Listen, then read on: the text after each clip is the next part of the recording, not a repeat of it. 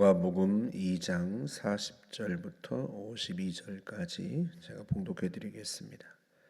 아기가 자라며 강하여지고 지혜가 충만하며 하나님의 은혜가 그의 위에 있더라. 그의 부모가 해마다 유월절이 되면 예루살렘으로 가더니 예수께서 12살 되었을 때에 그들이 이 절기의 관례를 따라 올라갔다가 그 날들을 마치고 돌아갈 때에 아이 예수는 예루살렘에 머무셨더라. 그 부모는 이를 알지 못하고 동행 중에 있는 줄로 생각하고 하룻길을 간 후 친족과 아는 자 중에서 찾되 만나지 못하매 찾으면서 예루살렘에 올라갔더니 사흘 후에 성전에서 만난즉 그가 선생들 중에 앉으사 그들에게 듣기도 하시며 묻기도 하시니 듣는 자가 다 그 지혜와 대답을 놀랍게 여기더라. 그의 부모가 보고 놀라며 그의 어머니는 이르되 아이야 어찌하여 우리에게 이렇게 하였느냐. 보라 네 아버지와 내가 근심하여 너를 찾았노라. 예수께서 이르시되 어찌하여 나를 찾으셨나이까. 내가 내 아버지 집에 있어야 될 줄을 알지 못하셨나이까 하시니 그 부모가 그가 하신 말씀을 깨닫지 못하더라. 예수께서 함께 내려가사 나사렛에 이르러 순종하여 받드시더라. 그 어머니는 이 모든 말을 마음에 두니라. 예수는 지혜와 키가 자라가며 하나님과 사람에게 더욱 사랑스러워 가시더라. 아멘. 예수님께서 어떻게 자라셨는지 아기 때와 12살 때 그리고 그 이후의 시기에 대하여서 오늘 말씀해 주는데요. 먼저 40절에 보면 아기가 자라며 강하여지고 몸과 마음이 강해졌다는 의미겠죠. 또 지혜가 충만하며 하나님의 은혜가 그 위에 있더라 하는데요. 지혜가 충만하다는 게 뭔지를 오늘 본문에서 보여주고요. 또 한편으로는 52절에 보면 하나님과 사람에게 더욱 사랑스러워 가시더라 하고 말씀하시죠.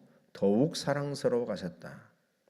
그러니까 오늘 본문에서 이야기한 예수님의 그 어린 시절도 하나님께 사랑스러운 모습이고 그 이후도 더욱 하나님과 또 사람에게 사랑스러워 가셨다 하는 겁니다. 그렇다면 어떤 모습인가 그게 12살 되었을 때 부모와 함께 예루살렘에 올라가게 되는데요. 6월절에 절기가 되어서 성전에 가서 예배하러 올라갔단 말이죠.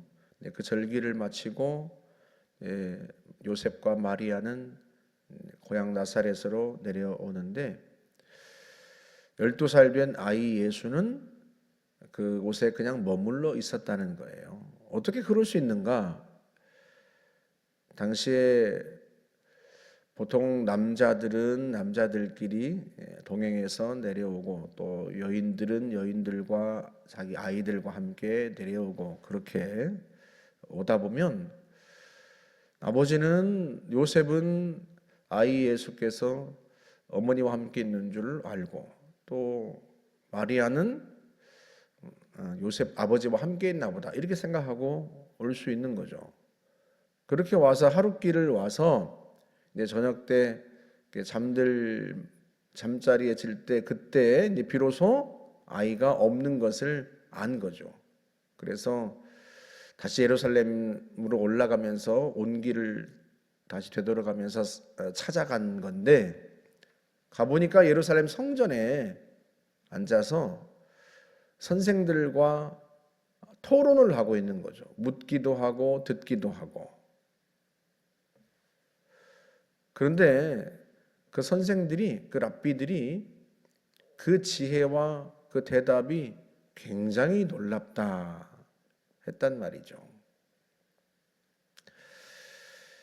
여러분 랍비들과 무슨 얘기를 했겠습니까?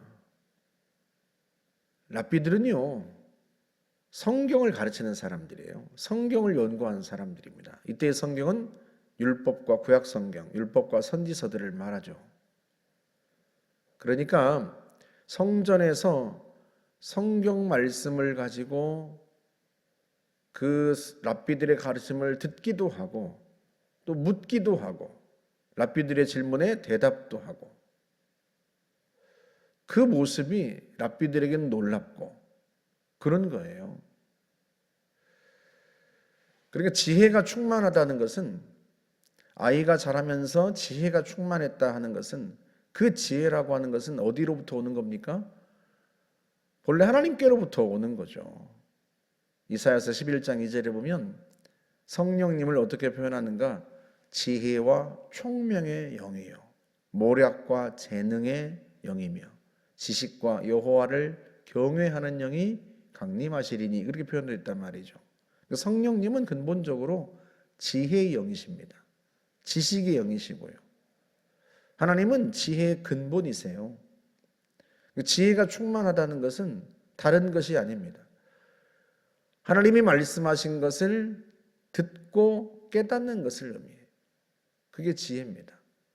지혜의 근본이신 하나님께서 무슨 말씀을 하셨는가? 이 세상에 대하여, 인간에 대하여, 인생에 대하여 뭐라고 말씀하셨는지 그걸 깨닫고 아는 게 지혜입니다. 성경은 그에 대한 말씀이란 말이죠. 하나님이 세상을 창조하셨다는 이야기, 죄가 어디로부터 왔는가? 인간의 고통이 무엇으로부터 비롯되었는가? 그 모든 이야기들이 하나님이 지으신 보이는 세계와 보이지 않는 세계에 관한 이야기가 성경 속에 있습니다. 아이 예수는 그 성경에 관하여서 묻고 대답하고 듣고 그게 지혜입니다. 달리 지혜가 아니라요. 하나님의 말씀을 듣는 것 그게 지혜입니다. 하나님의 말씀을 아는 것 그게 지혜예요. 아기 때의 모습과 12살과 그 이후의 모습에 대해서 동일하게 기록되어 있는 것 지혜가 충만하였다. 지혜가 자라갔다. 하나님의 말씀을 더 알아가고 하나님의 뜻을 더 알아가는 것 말씀을 통해서 그게 지혜입니다. 우리도 마찬가지죠. 지혜로운 사람은 다른 사람이 아니에요. 하나님이 뭐라고 말씀하시는지를 아는 사람이 지혜로운 사람이에요. 인생에 대해서 하나님 뭐라고 말씀하시는가? 내가 겪는 모든 일들에 대하여 하나님은 뭐라고 말씀하시는가? 장차 이 역사와 세계에 대하여 하나님은 뭐라고 말씀하시는가?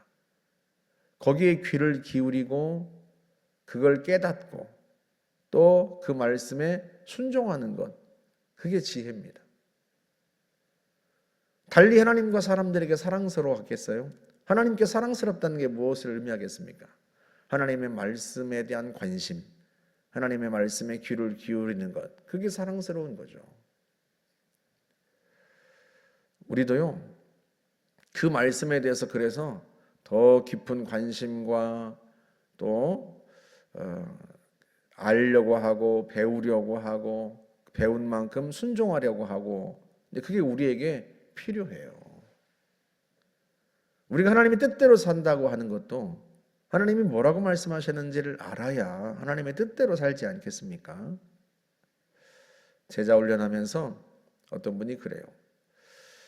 제자 훈련하면 이제 말씀을 암송하는데 그 암송한 말씀이 계속 머릿속에 떠올라서 괴롭다는 거예요. 왜 괴로운가? 자기의 생각과 너무 달라서 자기의 생각을 어디에 맞춰야 돼요? 그 말씀에 맞춰야 되죠. 신앙생활을 이제 제대로 시작하는데 하나님 말씀을 배우고 보니까 내가 사는 방식과 하나님이 말씀하시는 게 다르단 말이죠. 근데 그걸 어떻게 해요? 하나님의 말씀에 맞춰야죠. 내 삶의 방식을 바꿔야죠. 그 과정이 힘든 거죠. 그런데요, 힘들어도 그 하나님의 말씀에 나를 맞추는 게 지혜입니다. 비로소 지혜로워 가는 거죠. 비로소. 또 그런 모습이 하나님께는 또 얼마나 사랑스럽겠어요.